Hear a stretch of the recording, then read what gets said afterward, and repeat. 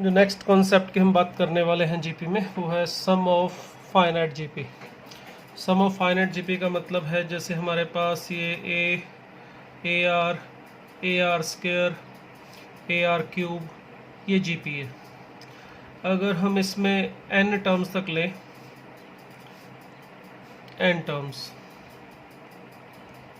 तो इसका जो सम होगा उसको हम Sn से डिनोट करेंगे। Sn का मतलब आपको पता ही है, हमेशा हम यूज़ करते हैं। Sn का मतलब sum of first n terms of sequence. अब वो AP में था चाहे GP में, Sn का मतलब sum of first n terms ही रहेगा। अब अगर हमें यहाँ पर फर्स्ट n टर्म्स का सम फाइंड आउट करना है तो इसके लिए हमारे पास रूल क्या है, फार्मूला क्या है। पहले हम फार्मूला क्या है वो लिखेंगे, फिर वो किस तरह से बना उसके बारे में बात करेंगे कि रिजल्ट कैसे आया। तो सम अगर हमें ढूंढना है n टर्म्स ऑफ जीपी, तो इसके लिए जो हमारे पास फार्मूला होता है, ये फार्मूला मैं यहाँ लिख रहा हूँ, ये होगा a into r power n minus 1 upon r minus 1, या फिर इसको ऐसे भी लिख सकते हो a into 1 minus r power n upon 1 minus r। ठीक है, मगर ये फार्मूला कब लगेगा, इसके लिए कंडीशन होगी ये फार्मूला तभी लगेगा जब r 1 नहीं होगा। कॉमन रेशियो अगर 1 होगा तो ये फार्मूला काम नहीं करेगा, क्योंकि r अगर 1 होगा तो ये 0/0 बन रहा है। देखिए और डेरिवेशन में भी बताऊंगा कि r इज इक्वल टू 1 के लिए क्या प्रॉब्लम है, क्यों ये फार्मूला नहीं आएगा। अगर r इज इक्वल टू 1 है तो उस केस में देखिए ये पहली टर्म a, दूसरी भी a हो जाएगी, तीसरी टर्म भी a हो जाएगी, सभी टर्म्स a हो जाएंगी। तो a plus a plus a plus a कितनी बार होगा, n टाइम्स, n टर्म्स है। तो इस केस में इसका सम होना चाहिए n टाइम्स a। क्लियर, ये हमारे पास फॉर्मूला है सम ऑफ फाइनाइट जीपी के लिए। कुछ जगह पर कुछ बुक्स में ऐसा देखा जाता है कि वो लिख देते हैं कि ये वाला फर्स्ट फार्मूला तब काम करता है जब r 1 से बड़ा हो, और ये वाला फार्मूला लिख देते हैं r लेस देन 1 के लिए। ठीक है, मगर आपको बता दूं ऐसा कोई रूल नहीं है कि r 1 के लिए ये फार्मूला यूज़ करना है और r लेस देन 1 के लिए ये फार्मूला। आप कोई भी फार्मूला यूज़ कर सकते हो r ग्रेटर देन 1 के लिए या लेस देन 1 के लिए, दोनों फार्मूले इसमें काम करेंगे। ठीक है,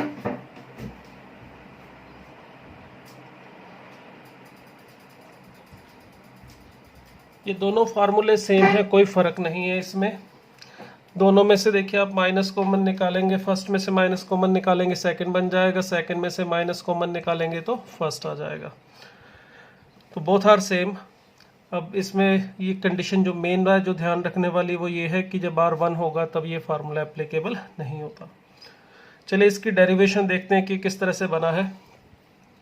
अगर मुझे ये Sn यानी सम ऑफ n टर्म्स ढूंढना है तो ए आर स्क्वायर, इसी तरह से लास्ट टर्म होगी हमारी ए आर पावर n माइनस 1, ये हमारी लास्ट टर्म होगी nth टर्म, अगर हम इसमें n टर्म्स ले रहे हैं तो। अब हमें अगर Sn फाइंड आउट करना, उसके लिए जो प्रोसेस है उसे समझिए, बहुत ही सिंपल सा तरीका है। सबसे पहले क्या कीजिए, इस पूरी जो सीरीज़ है इसे कॉमन रेशियो से यानी r से मल्टीप्लाई कर रहा हूँ मैं, और r से मल्टीप्लाई करके यहाँ इसके नीचे ही लिख रहा हूँ, मगर एक स्टेप आगे करके। जैसे मैं इसको मल्टीप्लाई करूँगा r से तो ए आर मिलेगा, इसे मल्टीप्लाई करूँगा इस r से तो ए आर स्क्वायर मिल जाएगा। नेक्स्ट ए आर क्यूब होगा जब ए आर स्क्वायर को करेंगे। इसी तरह से जब इसको मल्टीप्लाई करूँगा तो ए आर पावर n माइनस 1 था और यहाँ पे n मिल जाएगा, क्योंकि अब पावर एक बढ़ जाएगी r की, ए आर पावर n मिलेगा। ठीक है, इससे पहले वाली जो टर्म होगी यहाँ पर वो ए आर पावर n माइनस 2 थी, जब वो r से मल्टीप्लाई होगा इसके नीचे लिखा जाएगा ए आर पावर n माइनस 1 बन के यहाँ पर आ जाएगा वो। जब हमने इसको इस तरह से लिख लिया, इसके बाद क्या कीजिए, Sn में से ये r इंटू Sn सब्ट्रैक्ट कर देता हूँ मैं। सब्ट्रैक्ट करने से क्या होगा, ये जो सारी टर्म्स हैं हमारी, देखिए ये कैंसिल आउट होती जाएंगी, एक पॉजिटिव एक नेगेटिव, एक पॉजिटिव एक नेगेटिव, इस तरह से ये वाली टर्म इसके साथ कैंसिल हो जाएगी।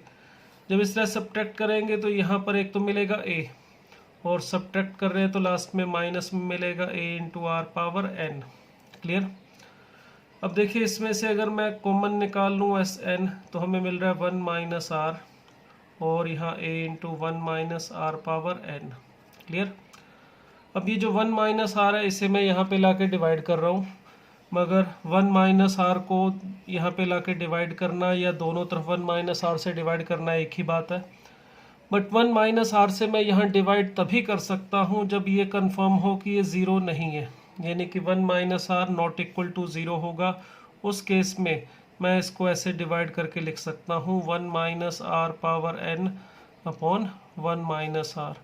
अगर r माइनस वन ज़ीरो नहीं है या r नॉट इक्वल टू 1 है तभी किया जा सकता है, क्योंकि रूल ये होता है अगर a b is equal to a c है, आप ऐसे कैंसिल करके b is equal to c लिखना चाहते हो, या फिर A B upon A c है तो हम इसको b अपॉन सी लिखना चाहते हैं, तो दोनों में ये सभी तभी संभव है जब हमारा a जो है वो नॉन ज़ीरो हो। ये प्रॉपर्टी होती है, जब आपका ये जो नंबर है नॉन ज़ीरो है तब उसे आप इस तरह से कैंसिल करके लिख सकते हैं, अदरवाइज ये कैंसिल नहीं किया जा सकता।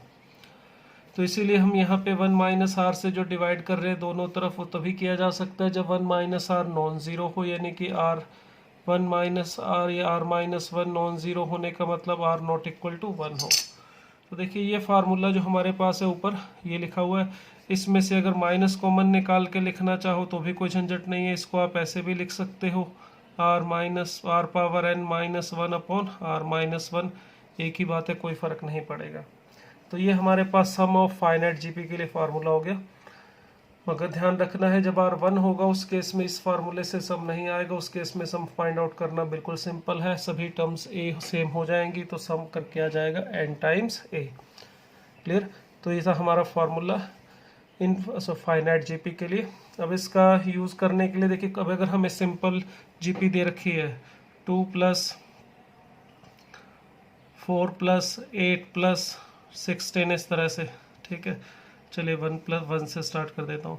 अगर इसमें हमें n टर्म्स तक का सम फाइंड आउट करना है तो इसमें a है 1, r है 2, नंबर ऑफ टर्म्स हमें n दे रखी हैं, तो सीधा सा फार्मूला अप्लाई कर देंगे a into r power n minus one upon r minus one, that is 2 power n minus one. अगर हमें a, r और n ये तीन चीज़ें पता है तो सिंपल सा काम है, ये फार्मूला अप्लाई करो, दोनों में से जो भी करना चाहो। r नॉट इक्वल टू 1 है तो इससे हमें सम मिल जाएगा, अगर r इज़ इक्वल टू 1 है तो सीधा सीधा सम n टाइम्स a हो जाएगा। बट ऐसा ज़रूरी नहीं कि आपको जो जीपी है वो ऐसे बनी बनाई दे दी जाए, कई बार थोड़ा सा हमें मेहनत करनी पड़ती है जीपी को बनाने के लिए। सम फाइंड आउट करने का जो फार्मूला है वो तभी लगेगा जब जीपी बिल्कुल तैयार हो, रेडी।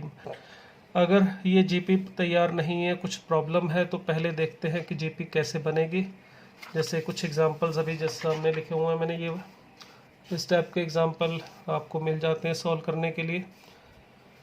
ये जैसे दिया हुआ है 7 + 77 777। अब हमें कहा जाए कि इसका सम फाइंड आउट करना है, तो देखिए क्या मेथड रहेगा इस टाइप के एग्जांपल को करने का। जो फर्स्ट एग्जांपल ले रहा हूँ तो उसमें देखिए हमें क्या गिवन था, यहाँ पे लिख लेता हूँ मैं।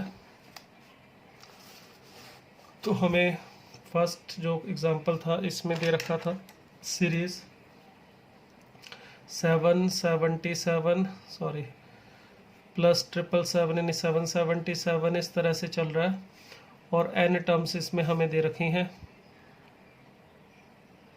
और हमें इसका सम फाइंड आउट करना है। अब देखिए अगर आप इसे ध्यान से देखेंगे तो अभी जो दिखाई दे रहा है ना तो ये जीपी है और ना ही एपी है, क्योंकि कॉमन रेशो देखेंगे 77/2 T2/T1 करें तो 11 मिल रहा है, T3/T2 करके देखिए 777/77 111/1111 ये मिल रहा है। तो इस तरह से आप आगे भी चेक कर सकते हैं, कॉमन रेशो भी सेम नहीं आ रहा, और कॉमन डिफरेंस देखें तो T2 - T1 करें तो 77 - 7 करके 70, T3 - T2 करूं तो 777 - 7 दैट इज़ 700। तो देखिए ना तो कॉमन डिफरेंस सेम मिल रहा है और ना ही कॉमन रेशो, कुछ भी सेम इसमें नहीं आ रहा। अगर दोनों में से कुछ भी कॉमन जो सेम नहीं है, ना तो कॉमन डिफरेंस ना कॉमन रेशो, तो ना तो ये एपी है और ना ही है ये जीपी। तो इसलिए हम सीधा सीधा इस पे फार्मूला नहीं लगा सकते, तो इसको कन्वर्ट करना पड़ेगा हमें एपी या जीपी जिसमें भी पॉसिबल हो। तो इसमें इसको जीपी में बनाया जा सकता है, और इसको बनाने का तरीका क्या है देखिए ज़रा। अगर हमने इसको जीपी में कन्वर्ट करना है उसके लिए ये जो 7 है, अगर आप इन सब में से 7 कॉमन निकालें तो यहाँ पर मिलेगा 1 + 11 + 111 एंड इसी तरह से ये हमें मिलता जाएगा n टर्म्स तक। क्लियर? अब इसमें क्या कर रहा हूँ मैं, 9 से डिवाइड और 9 से मल्टीप्लाई, सिर्फ 9 ही से करना है, किसी और से करने से बात नहीं बनेगी। 99 यहाँ पर 999 और इसी तरह से 999, 4 × 9, 5 × 9, इस तरह से बनता जाएगा। अब ये 9 बनाने का क्या बेनिफिट हुआ देखिए ज़रा। यहाँ पे जो 9 है इसे हम 10 - 1 लिख सकते हैं। 99 को 100 या 10² - 1 लिख सकता हूँ। 999 है, इसे 1000 यानी 10³ - 1 लिख सकता हूँ। आप एक प्रॉपर्टी भी याद रख सकते हैं कि अगर हमें 9999 इस तरह से दे रखा हो k टाइम्स, तो इसे 10 पावर k - 1 लिखा जा सकता है। जैसे 9 अकेला 1 टाइम्स है तो 10 पावर 1 - 1, 2 टाइम्स है तो 10 पावर 2 - 1, 3 टाइम है तो इसी तरह से। अब इससे क्या होगा, अगर ये n टर्म्स हैं, इन सभी में फर्स्ट टर्म जो है वो एक साथ लिख लूँ मैं। इन सभी की फर्स्ट टर्म 10, 10², 10³ 10 पावर 4 इस तरह से, और ये जो -1 -1 -1 है वो मैं इकट्ठा करके लिख दूँ तो -n हो जाएगा। अब देखिए ये जो है हमारे पास ये जीपी बन चुकी है अब, और इस जीपी में फर्स्ट टर्म भी 10 है और कॉमन रेशो भी 10 है, और नंबर ऑफ टर्म जितनी यहाँ थी उतनी ही होंगी, नंबर ऑफ टर्म्स n होंगी। तो देखिए यहाँ पर हम इस जो जीपी है इसके लिए फार्मूला यूज़ कर सकते हैं, a × r⁻n -1 अपॉन r-1, और ये -n as it is.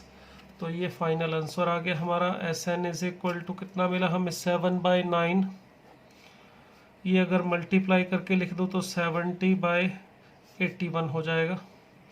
10 power n -1 और -7n/9, अगर इन दोनों को अलग अलग करके लिखना है तो ऐसे भी लिख सकते हैं। तो देखिए ये हमारे पास इस फाइनाइट सीरीज़ का सम आ गया है। ये जो हमने फर्स्ट पार्ट किया था, लिखा था यहाँ पे, देखिए ये उसका आंसर है। ये जो पहला पार्ट था 777 777 इस तरह से, देखिए ये इसका आंसर आ चुका है। अब ज़रा सेकंड वाले को देखें, वो भी इसके साथ मिलता जुलता ही, बस थोड़ा सा अंतर है उसमें। यहाँ पे 7 की बजाय 0.7, 0.77, 0.777 इस तरह से है। तो दोनों में फ़र्क क्या है, कुछ ज़्यादा नहीं, थोड़ा सा ही अंतर है। अगर मैं सेकंड वाले पार्ट को करना चाहूँ तो देखिए सेकंड वाले पार्ट में हमें दिया हुआ है 0.7, 0.77, इसी तरह से 0.777 है। n टर्म्स तक ही फाइनाइट सीरीज़ है, n टर्म्स, और हमें इसमें इसका n टाइम्स का सम ढूंढना है। तो तरीका वही सेम है बिल्कुल जैसे अभी हमने किया। इसमें से अगर हम 7 कॉमन निकाल के देखें तो 0.1 मिलेगा, प्लस 0.01 मिलेगा, प्लस 0.001 मिलेगा।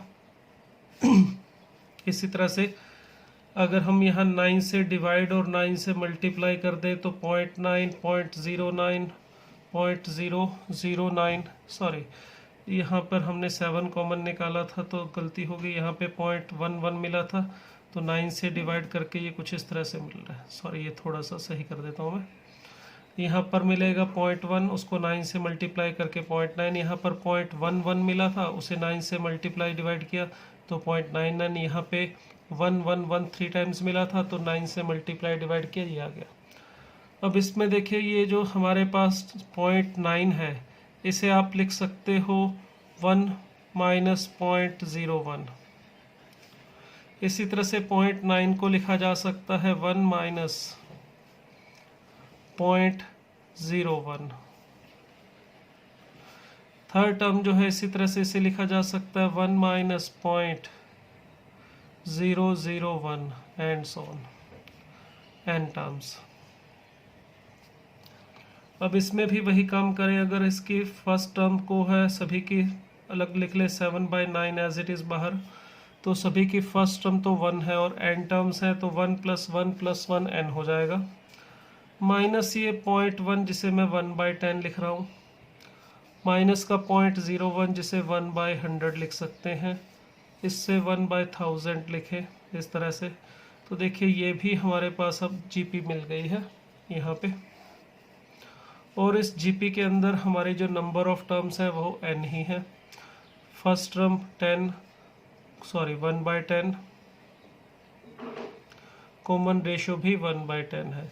तो बस अपने को सिंपल सा काम करना है, फार्मूला लगा देना है जीपी के सम के लिए।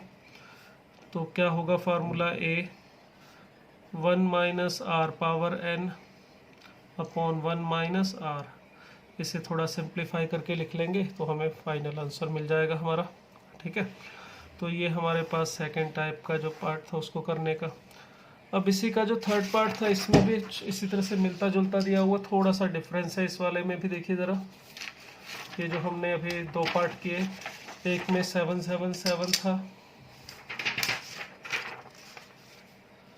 नेक्स्ट वाले में 0.7 इस तरह से था, अब थर्ड वाले में 7.7 7.77 इस तरह से दिया है। तो क्या करना होगा इसमें, देखिए सभी एक जैसे हैं, थोड़ा थोड़ा अंतर है इनमें। अगर अब हमारे पास कुछ इस तरह से है 7.7 7.77 7.777 इस तरह से, तो इस सीरीज का सम ढूंढना है n टर्म्स के लिए। तो ये ऊपर वाला पार्ट जो किया यही सेम इसी में होगा, बस थोड़ा सा चेंज होगा।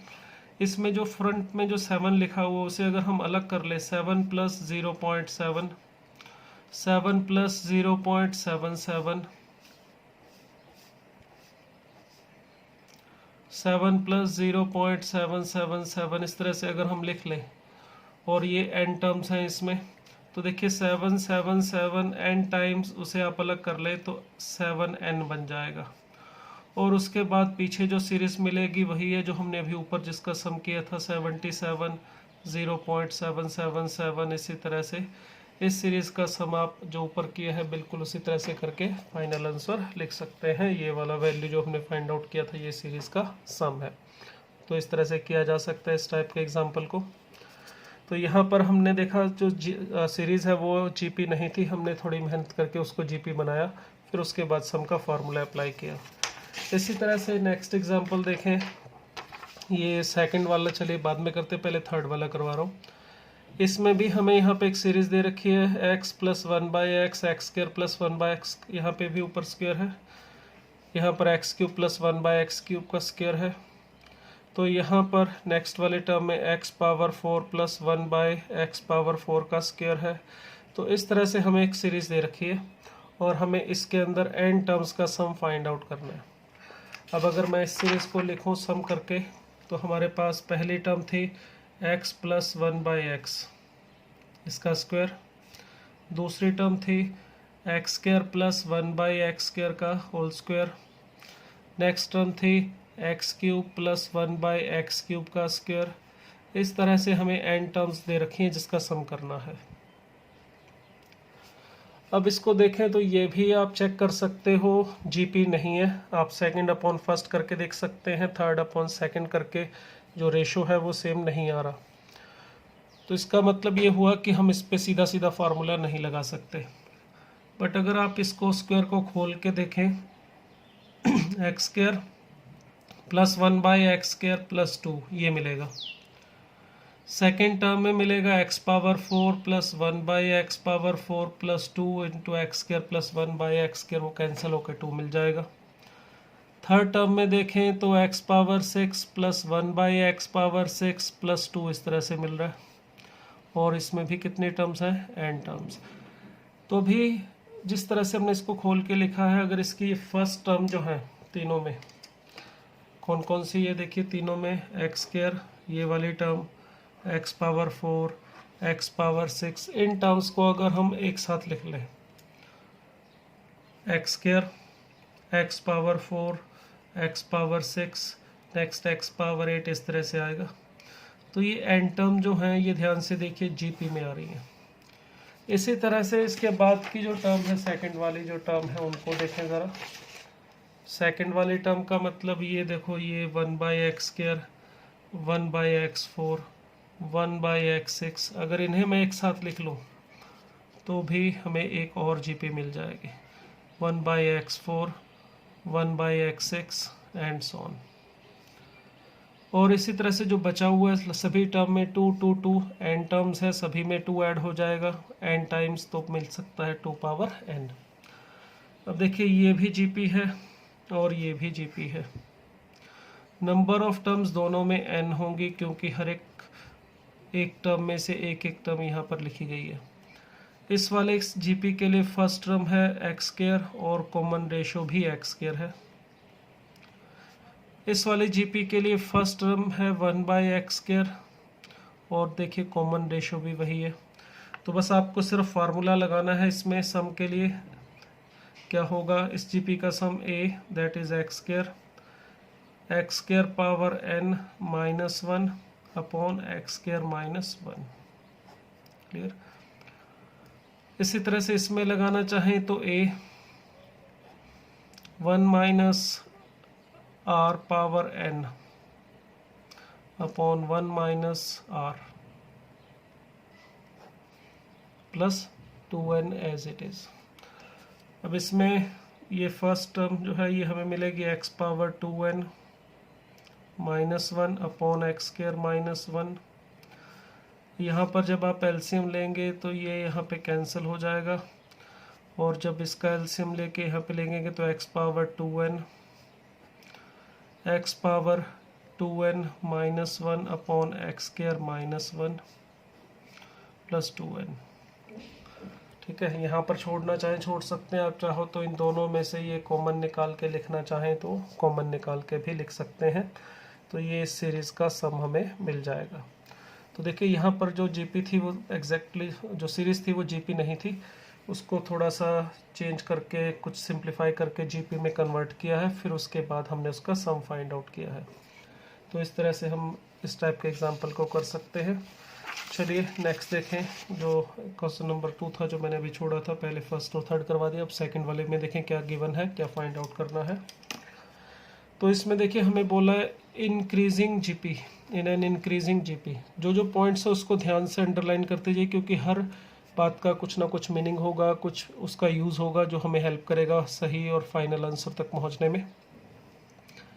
इसमें हमें बोला है कि इंक्रीजिंग जीपी में sum of first and last term is 66। तो जो जो बातें बोली गई हैं उनको हम ध्यान से नोट करेंगे एक एक पॉइंट को, फिर उसको यूज़ करेंगे सॉल्व करने के लिए। इंक्रीजिंग जीपी में फर्स्ट और लास्ट टर्म का सम है 66। उसके बाद बोला product of second and last but one, last but one मतलब सेकेंड लास्ट, इन दोनों का प्रोडक्ट दिया हुआ है 128। नेक्स्ट बोला है सम ऑफ द टर्म्स, सभी टर्म्स का सम दे रखा है हमें 126। फाइंड आउट क्या करना है, how many terms are there. How many terms का मतलब n number of terms find out करना है। तो देखिए इन सभी बातों को मैं एक एक करके अलग से नोट करता हूँ ध्यान से, फिर उसको हम यूज़ करेंगे सॉल्व करने के लिए। देखिए स्टार्टिंग से पढ़ते हैं और जो जो बातें लिखी है उसको देखेंगे। हमें यहाँ पर जीपी दे रखी है एक, वो जीपी में मान लेता हूँ AR² AR³ इस तरह से है। फर्स्ट टर्म में कॉमन रेशो R और last term AR power n-1, यानी n टर्म्स है हमारे पास इस जीपी में, n टर्म्स। अगर जीपी में n टर्म्स हैं, ठीक है, और हमें n फाइंड आउट करना है कितना होगा। हमें इसमें ये चीज़ बोला गया था कि इंक्रीजिंग जीपी है, इंक्रीजिंग जीपी, इसका मतलब इसकी टर्म्स का साइज बढ़ता जाएगा जैसे जैसे हम आगे जाएंगे, इसकी भी ज़रूरत पड़ेगी हमें कहीं ना कहीं पर। और क्या बोला, तो देखिए इंक्रीजिंग जीपी में sum of the first and last term, तो फर्स्ट टर्म a, ये जो लास्ट टर्म है चलिए इसे मैं b लिख लेता हूँ। b मैंने nth टर्म को लिखा है AR पावर n-1, तो a प्लस b फर्स्ट और लास्ट टर्म का सम हमें देखिए कितना गिवन था, sum of first and last term is 66। चलिए यहाँ लिख लेते हैं a प्लस बी है 66, एक इक्वेशन। और क्या बता रखा है, product of second and last but one, तो product of the second term यानी कि T2 और सेकंड लास्ट, इससे पहले जो टर्म होगी a r power n minus two यानी टी एन माइनस वन, इन दोनों का जो प्रोडक्ट है वो हमें गिवन है 128, that is a r power n minus two 128। ठीक है, इसमें देखिए इसको लिख सकते हो a square r power n minus one हो जाएगा, ये 128 एक इक्वेशन। इसमें देखो b है हमारे पास a r power n minus one, तो मैं इसको b में बनाने के लिए ऐसे लिख देता हूँ, a into a r power n minus one is equal to 128, that is a b is equal to 128। ठीक है, हमें देखिए a और b में के लिए दो इक्वेशन की ज़रूरत पड़ती है और b ढूंढने के लिए, तो a और b को फाइंड आउट करने के लिए दो इक्वेशन हमें यहाँ पर दे दी गई हैं जिसका हम यूज़ करेंगे a और b को फाइंड आउट करने में। और क्या इन्फॉर्मेशन दी थी उसे भी मैं नोट कर लेता हूँ। सम ऑफ टर्म्स, यानी ये जो जीपी है, इस सारी जीपी का जो सम है वो है 126। तो चलिए ये भी पॉइंट नोट कर लेते हैं इसमें। एस एन का मतलब होगा a into r power n minus one upon r minus one, ये हमें दिया हुआ है 126। तो ये तीन इक्वेशन है हमारे पास और इसको यूज़ करके हमें फाइंड आउट करना है n। तो देखिए इसका यूज़ कैसे करेंगे। पहली बात, a और b में अगर दो इक्वेशन है तो हम पहले इनको ही सॉल्व करते हैं a और b की वैल्यू ढूंढने के लिए। ठीक है, अब इसके लिए देखिए a plus b is equal to 66, a b is equal to 128। तो सॉल्व करने के लिए मैं b की वैल्यू इसमें रख देता हूँ, तो हमें मिलेगा यहाँ पर a into 66 minus b minus a is equal to 128। तो सिंप्लीफाई करूँ, a square minus 66a plus 128 is equal to 0, ये मिल रहा है। इसको आराम से फैक्टराइज किया जा सकता है। देखिए माइनस टू a माइनस 64, ये इसके फैक्टर मिल रहे हैं जिससे हमें a की दो वैल्यूज़ मिल रही हैं 2 एंड 64। ठीक है, अब a की अगर ये दो वैल्यूज़ मिल रही हैं हमें, तो कौन सी रखनी है कौन सी छोड़नी है ये भी देखना पड़ेगा, वो भी पता चलेगा। अभी देखिए अगर मैं पहले a की दो वैल्यूज़ देखूं तो उससे मुझे b की दो वैल्यूज़ मिल जाएंगी। b है हमारे पास क्या, अगर मैं b की वैल्यू यहाँ से लिखना चाहूँ, b था 66 माइनस a, तो ये 66 माइनस दैट इज 64 होगा और ये 2 होगा। अगर a की वैल्यू 2 है तो b की वैल्यू 64, a की वैल्यू 64 है तो b की वैल्यू 2। तो यहाँ पर दो पॉसिबिलिटीज़ देखिए हमें मिल रही हैं, यहाँ पे बात कर लेते हैं। चलिए आगे, अगर मैं a की वैल्यू 2 और b की वैल्यू लेता हूँ 64 और दूसरा a की वैल्यू 64 और b की वैल्यू लेता हूँ 2, अब b जो था हमारा वो था a r power n minus one, और ये अगर 64 मिल रहा और a की वैल्यू 2 है तो r power n is equal to यहाँ पे मिलेगा 32। इसी तरह से यहाँ पर देखें b जो है हमारा a into r power n minus one, वो अगर 2 है और a की value 64, r power n minus one is equal to 2, तो r power n minus one is equal to 132 मिल रही है। देखिए a पॉजिटिव है दोनों केसेस में, आपको बताया था अगर a पॉजिटिव हो तो इंक्रीजिंग जीपी तभी मिलेगी जब हमारा कॉमन रेशो 1 से बड़ा हो, अगर a पॉजिटिव है। तो इस केस में r की वैल्यू हमें पता चल रहा है, अगर मैं सॉल्व करूंगा तो पक्का पता है वो 1 से छोटी ही मिलेगी जितनी भी आएगी, क्योंकि n नेचुरल नंबर है हमारे पास यहाँ पे। तो आप r अगर 1 से छोटा लोगे तभी उसकी नेचुरल पावर करके 1/32 आएगा। तो इसका मतलब हुआ ये वाला जो वैल्यू है हमारा वो हम नहीं ले सकते, कारण इंक्रीजिंग जीपी है और इससे हमें डिक्रीजिंग जीपी मिल जाएगी। तो इसका मतलब ये वाला r की जो वैल्यू मिलेगी वो हम एक्सेप्ट करेंगे, यानी r power n is equal to 32 में ये श्योर है। जब इसको सॉल्व करेंगे अभी तो नहीं बता सकते, मगर इतना पता है n नेचुरल नंबर है, तो r के पावर n अगर 32 आ रहा है तो r 1 से बड़ा यहीं से मिलेगा, यहाँ से r की वैल्यू 1 से छोटी मिलेगी। तो इसको रिजेक्ट कर दिया, अब हमारे पास r पावर n मिल गया है। अब इसमें देखिए b हमारे पास था किसके equal, a into r power n minus 1 और ये 64 था। इसे हम इसमें देखिए a हमारे पास है 2, इसको मैं लिख सकता हूँ r पावर n, सॉरी यहाँ पर n माइनस 1 है। r पावर n माइनस 1 जो था हमारे पास, अब हमें सॉरी सम का यूज़ करना है। सम हमारे पास ये था, इस वाले सम के अंदर देखिए अब जो जो इन्फॉर्मेशन हमें मिल चुकी है उसको हम आगे इस फॉर्मूले में यूज़ करेंगे तो n की वैल्यू मिलेगी हमें यहाँ पर एस एन जो था sum of n terms a into r power n minus 1 upon r minus 1 ये दिया हुआ था 126। हमने अभी अभी जो जो चीज़ें फाइंड आउट की हैं वो भी मैं यहाँ पे नोट कर लेता हूँ। तो ये तो केस रिजेक्ट हो गया था, तो हमें एक तो कंफर्म हो गया a की वैल्यू 2 है, b यानी कि r power a into r power n minus 1 वो 64 है, जिससे हमें r पावर n माइनस 1 की वैल्यू मिल रही है 32। ठीक है, तो ये चीज़ें मैं यहाँ पे नोट कर लेता हूँ। r power n minus 1 is equal to 32 और a इज इक्वल टू 2, ये बातें हमने यहाँ पे लिख ली है जो हमने भी फाइंड आउट की थी।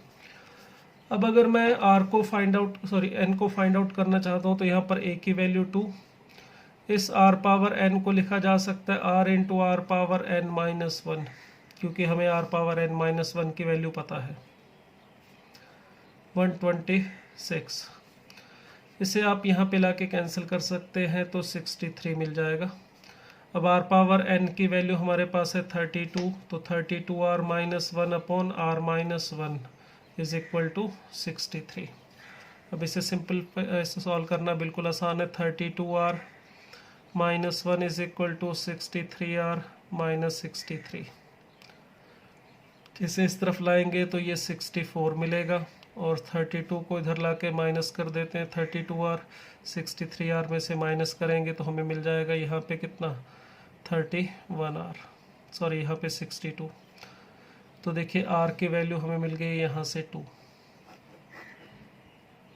अगर r2 मिला है और हमें ढूंढना क्या था n, तो अब r पावर n माइनस 1 अगर 32 के इक्वल है तो 2 power n minus 1 is equal to 32।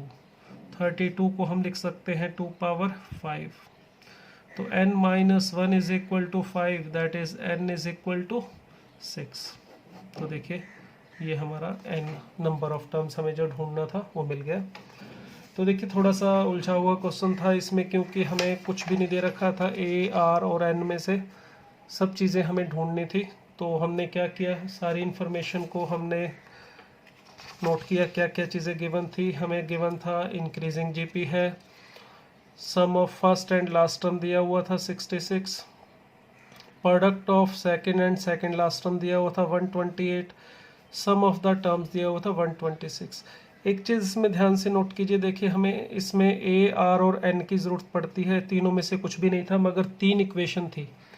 पहली equation some of first and last term से 66, दूसरी equation product of the second and last term से 128 और तीसरा सम ऑफ एन टर्म 126। तो ये ध्यान रखना बेसिक रूल होता है मैथमेटिक्स का, जितनी वैल्यूज़ ढूंढनी है आपके पास उतनी इक्वेशन होनी चाहिए, और इसने वो दे रखी थी। बस हमें उन इक्वेशन को पकड़ के ध्यान से सॉल्व करना था। वो ऐसी सिंपल लीनियर इक्वेशन नहीं थी, वो क्वाड्रेटिक टाइप की या एक्सपोनेंशियल टाइप की इक्वेशन थी। तो बड़े ध्यान से बस इन 3 इक्वेशन को हमने देखा क्या क्या है हमारे पास और क्या हमने ढूंढना है, और ध्यान से सॉल्व किया। उसमें हमें यहाँ पे 2 ऑप्शन मिल रहे थे, उसमें से कौन सा रखना है कौन सा छोड़ना, उसके लिए इसने शब्द ये इंक्रीजिंग जीपी यूज़ कर रखा था। अगर ये शब्द इसने ना यूज़ किया होता तो हम दोनों केस डिस्कस करते, यहाँ से भी सॉल्व करके फाइंड आउट करते और यहाँ से भी सॉल्व करते। अब अगर मेंशन किया हुआ इंक्रीजिंग जीपी है तो फिर हमने ये वाला केस, क्योंकि इससे आर की वैल्यू जो आ रही थी हमारे पास 1 से कम आ रही थी, तो इसलिए हमने इसको छोड़ दिया।